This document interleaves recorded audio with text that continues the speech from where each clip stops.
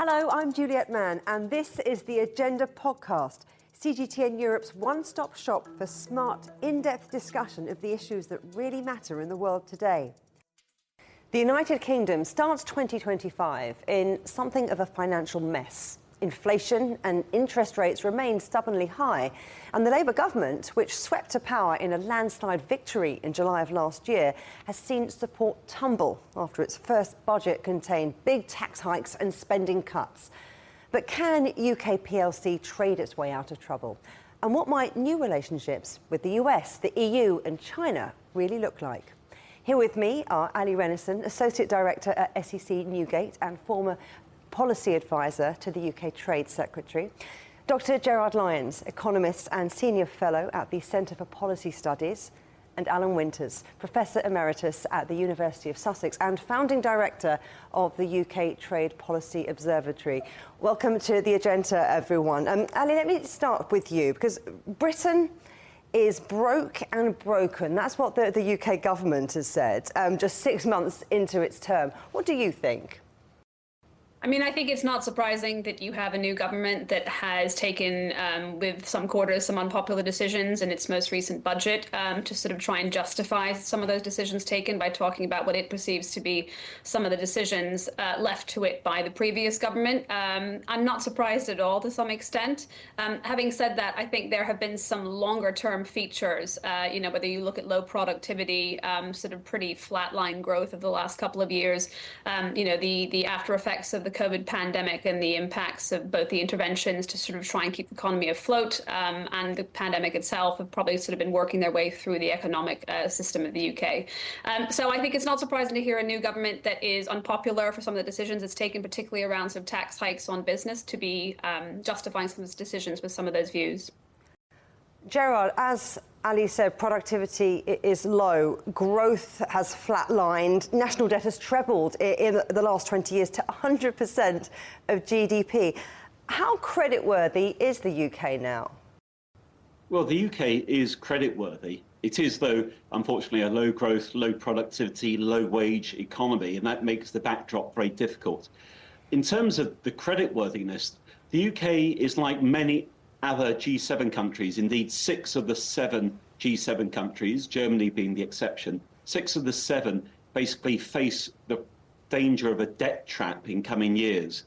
And Britain is like those other countries facing the possibility of debt going above 100% of GDP, the prospect that growth will remain weak, and unfortunately the likelihood that interest rates will remain high. So that makes the situation very difficult. Now, creditworthiness depends not only on that situation, but also on the policy responses. And the options available to the government are maybe, shall we say, a combination of 5 things. Ideally, economic growth. Second is reforming public spending. Third is austerity, curbing public spending. Fourth is taxes, which are already high, going even higher. And the 5th is to borrow, but borrowing is already high. Now, you can do a combination of those 5.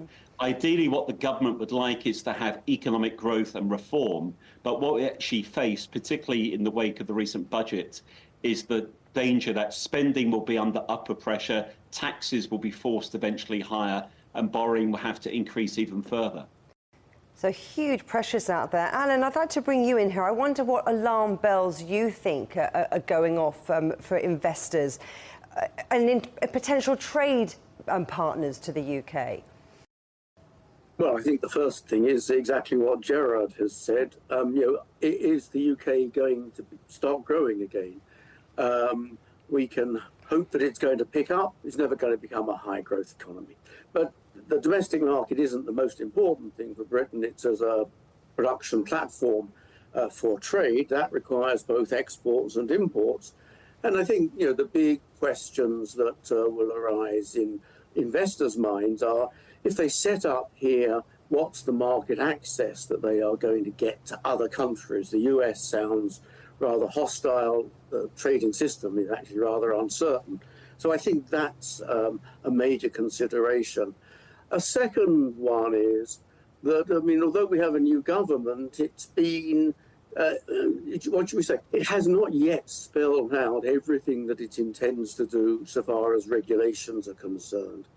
And so there's an uncertainty about whether if you come to the UK, it will look like it does now in a couple of years.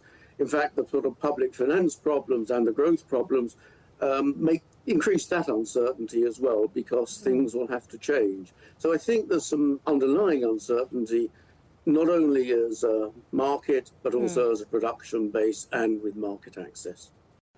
So, Allie, how does that underlying uncertainty set the UK up for 2025? Is the stage set for recovery? Can the UK trade its way out of the doldrums? Well, I think if you look at some of the forecasts for 2025, for example, but not limited to the Office for Budget Responsibility, it's, I think, forecast for about 2% growth in 2025. That would be a decent improvement on the fact that we had basically no growth in sort of Q3 of 2024. I'm not sure we'll actually necessarily see a full 2%. Some of the ranges that certainly I've seen from various economists is more about sort of between the 1.5% to maybe sort of just under 2%.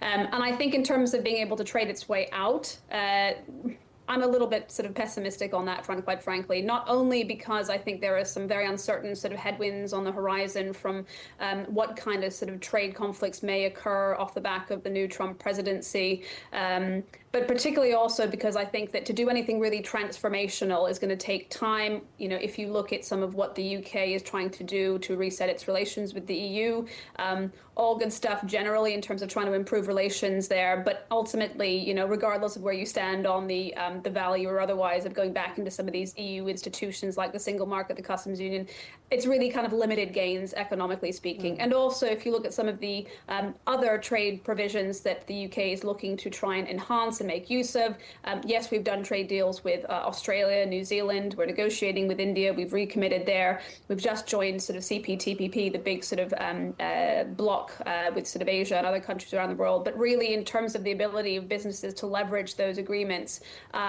in a way that has a big impact on trade, I think that kind of thing needs to unwind and take some time. So I think that it's possible to trade your way out, but I'm not sure 2025 is the year that's going to make a huge, big impact. I do want to talk more about global trade in a moment, and I know we've touched on what businesses are doing, but Gerard, what about consumers? Because there's an expectation that it's on us, isn't it, to spend our way out of this and get back to growth. But we have those big tax hikes, big spending cuts in the budget, and that cost of living crisis is still biting.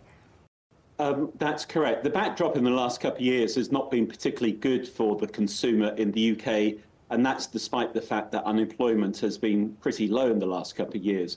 The cost of living crisis still bites. Even though inflation is significantly lower, the level of prices is about 25 to 30% above where it was 3 years ago. So that is still impacting. The positive news this year for the consumer is that real incomes are likely to be growing. That is, wages and incomes are likely to increase by more than the rate of inflation. And that's even though inflation is still stubbornly high. So that should give some backdrop that's positive for the consumer. Unfortunately, though, in the wake of the budget where taxes on employment went up, we're likely to see some shedding of jobs, particularly in some sectors, say, like hospitality, I would imagine.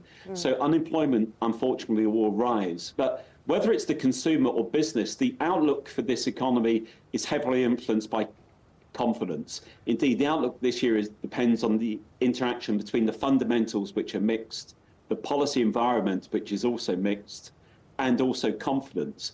And the difficulty for an economist, or indeed for a policymaker, is trying to anticipate what's going to happen to confidence.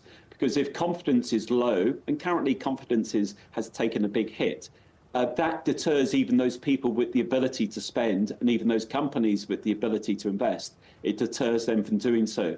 So the backdrop this year for the consumer, I think, will be about not only seeing the economy stabilise, by many anticipating growth around 1%, is about becoming more confident that inflation, even though it's going to be stubborn in some areas, will be much lower than in recent years, and having confidence that the economy isn't going to suddenly be hit by further tax increases. So confidence is a key factor, but overall the backdrop for the consumer is more consistent with modest growth rather than the rapid rebound.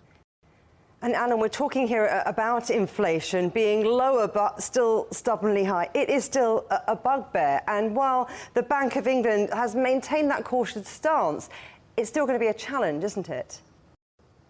Yes, I mean, inflation has been a challenge for most of my life as an economist. We've worried about inflation one way or the other.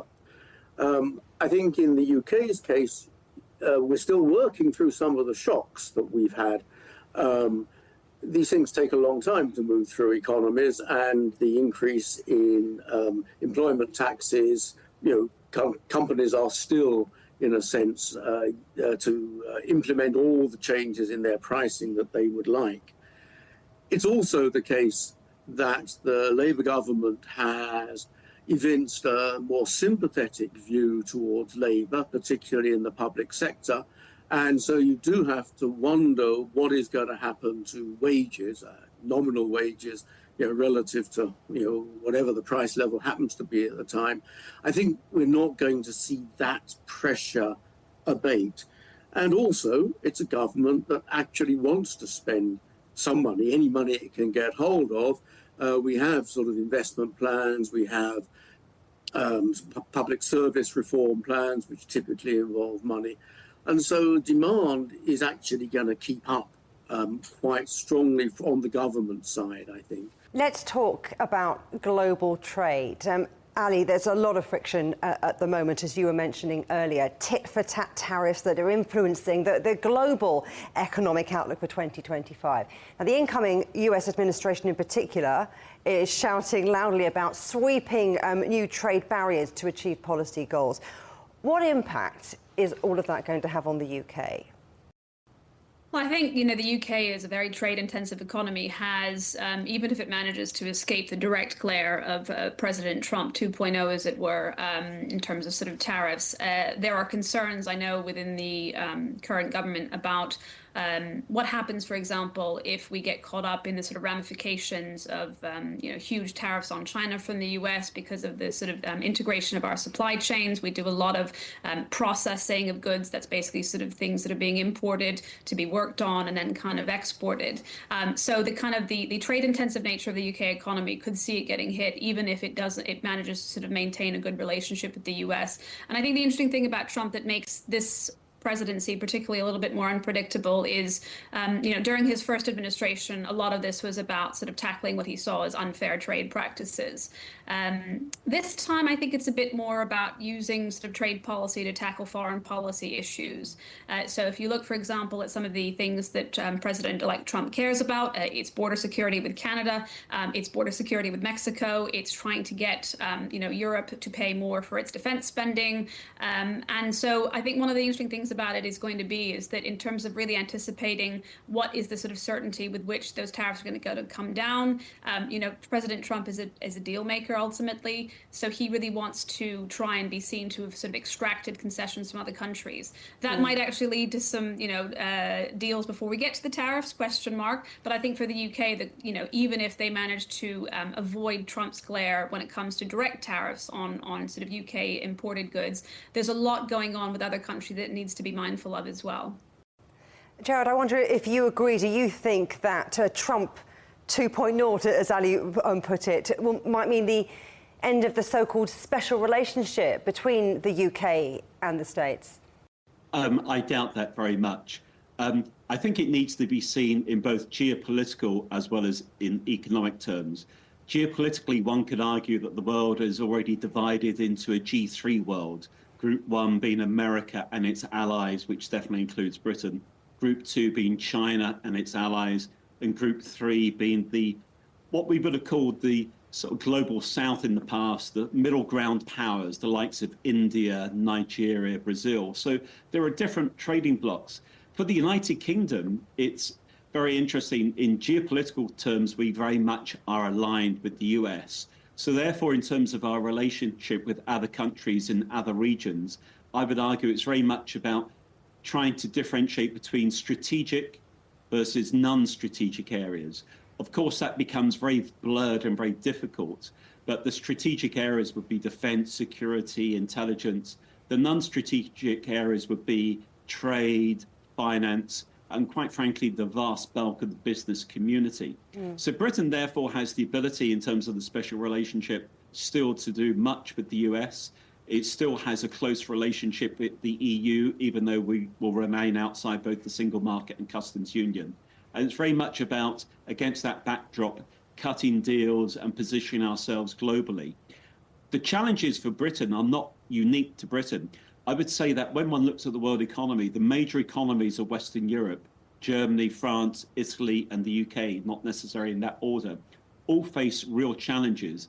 And Western Europe as a bloc in the next 20, 25 years will probably become less than 1/10 of the global economy, less than India. So it's really about not just Britain, but many economies in the West who are allies of the States still need to reposition themselves in this changing world economy where the balance of economic power is very much, in my view, moving to the Indo-Pacific, which is like stretching from India, if you turn the world around, in the West, to America and the Pacific Rim in the East, with ASEAN, China, Japan, Korea in there. So it's an opportunity as well as a challenge for Britain and indeed other countries in Western Europe. Well, you talked about Western Europe, and I do want to zone in a little bit more on that. And maybe, Alan, you could answer this one, because Prime Minister Keir Starmer has been making overtures to the EU, certainly on recent visits that he's made in recent months to Italy and to Germany. What deals, Alan, do you think there are to be done between the UK and Europe?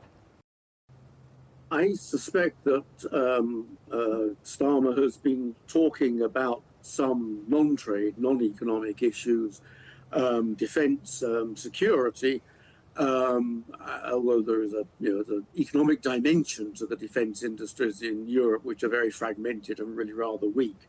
He's also, without a doubt, been talking to them about migration, where again, sort of the outcome of British policy is at the moment really rather uncertain. The question of economic relations, trade relations in particular, are something which the European Commission fights very hard to maintain its own competence on. And so while there are still a few trade issues, financial services, some professional qualifications that lie outside the Commission's competence, most of it is with the Commission. There, I presume that Starmer has been trying to warm up the countries that he's been talking to, essentially to try and persuade them to take a sympathetic view of the UK negotiating position with the Commission on things like a veterinary agreement, youth mobility, and professional mutual recognition of professional qualifications. I guess the other thing that they've been talking about is Trump. I mean, what are they going to do? Are they able to create a sort of European coalition that will resist the pressure, or will Trump pick them off just one by one, just like that? And of course, we've been seeing a political shift across much of Europe in this huge election year we had in 2024. And I wonder if you see that playing into what's happening in the UK, Allie, because, well, Keir Starmer might have a huge majority in Parliament. His popularity is plummeting, and some might say that's because of a huge rise in support for the Brexit-backing, right-leaning Reform Party.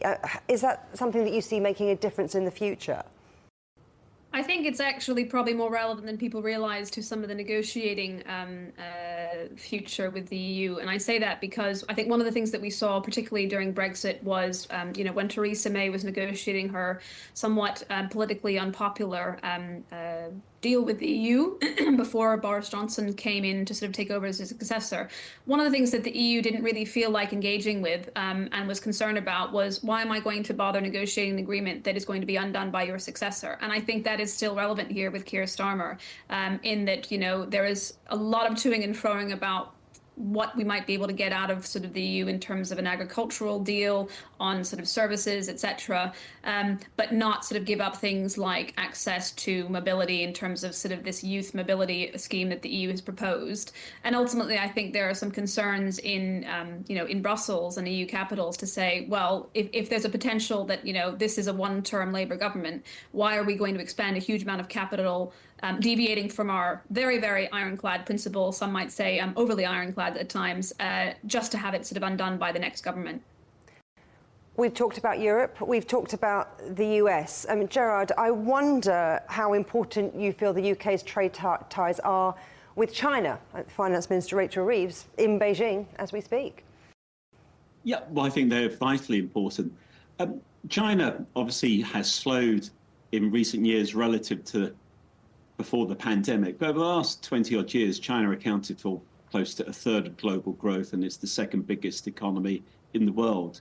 So I would see economic and financial benefits for the UK having a good relationship with China, and indeed with other countries across Asia as well. Hence the importance of this economic and strategic dialogue this weekend. I would argue there's benefits for both sides to make a success of this. Now, this is the first dialogue since 2019, so it's important to get things back on the firm footing. It's ideal to have some quick wins, but it's about the longer term relationship. Now, obviously, this has to be put in the context of the global backdrop we've just talked about, tariffs and a more difficult geopolitical environment. So the UK needs to be quite clear in its future relationship with China about where those red lines are. Now, the US in the recent past has at times had a confrontational relationship with China, but that has not stopped US business and indeed Chinese business doing deals, etc., with one another. So we need to sort of replicate that in some respects, the differentiation between strategic and non-strategic. If one thinks of some of the strengths of the UK economy, we've talked a lot about the weaknesses and the challenges so far, but the UK is still a leader in a whole host of different areas. It has a number of large economies, but one of the key things the government would like to see is more inward investment into the UK. Rachel Reeves, the Chancellor's budget last year, went down badly in the sense of higher taxes, but one key component of the budget was very positive, the focus on investment. The UK has had a very low rate of investment for the last 50 or 60 years. We can't address that overnight. So obviously the UK government needs to pull the levers it can pull itself to improve the investment situation at home.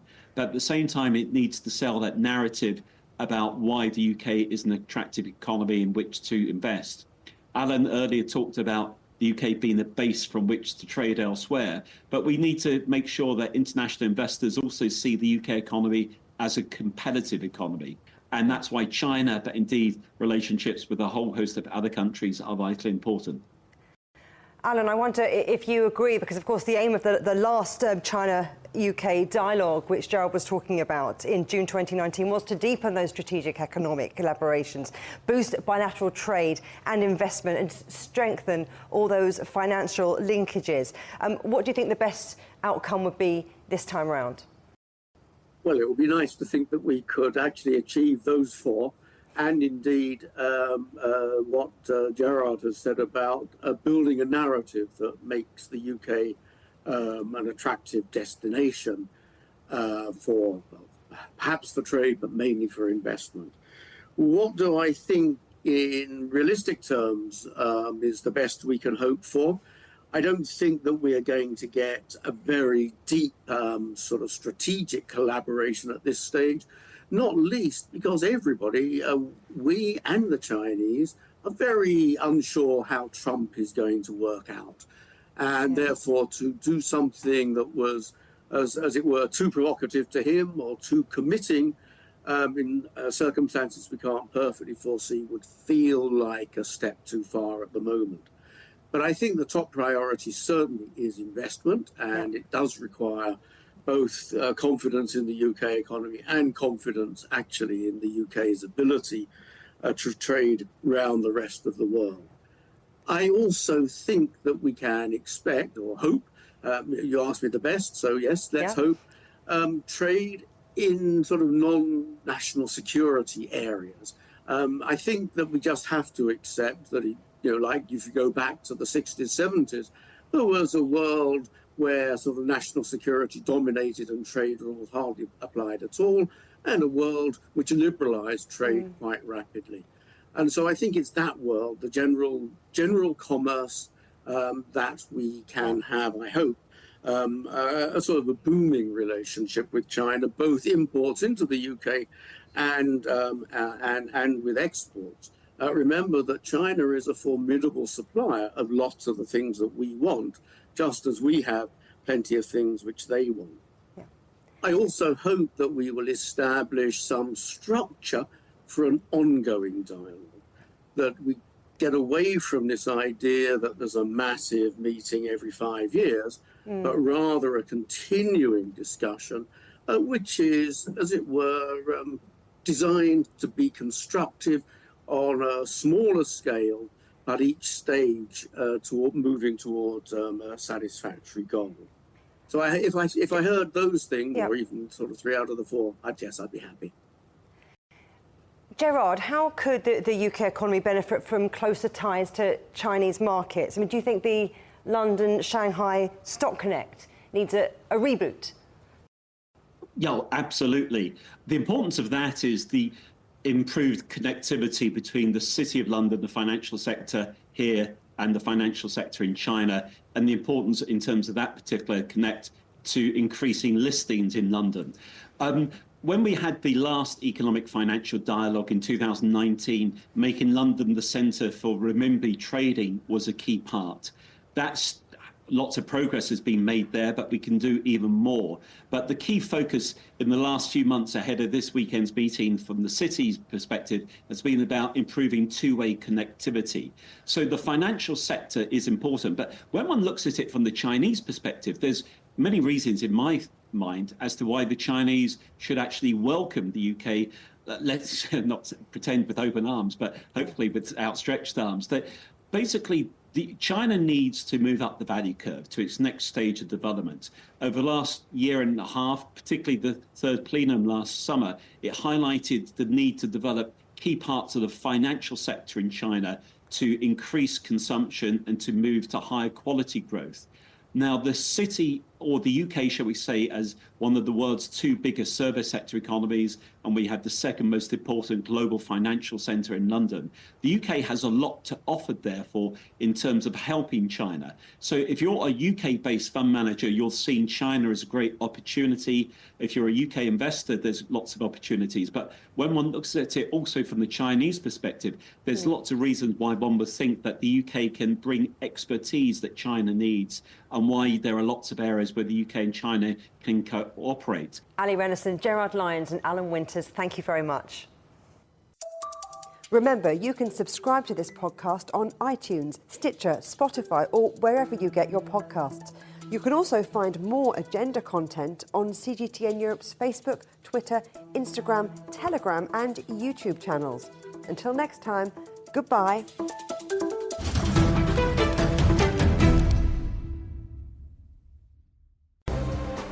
The most interesting questions. Are there other living beings beyond Earth? Will man or machine be in charge? Great question. Always have more than one answer. Well, hold on, let me just draw up a list. And always come from more than one person. That's where the credibility lies. The concept of having a machinery which is alive and evolving didn't wait for us. The end of inequality of incomes and wealth around the world, can you imagine how difficult that is at the moment to achieve? Every episode, Stephen Cole, Murray Beveridge and some of the brightest minds out there shed light on the answers to some of the most intriguing questions. There are 2 ways of looking at this. Machines can't really discriminate between civilian and military targets. The Answers Project. Maybe we need to just look at this in a bit more detail. Extraordinary claims require extraordinary evidence. The Answers Project, a new podcast from CGTN Europe.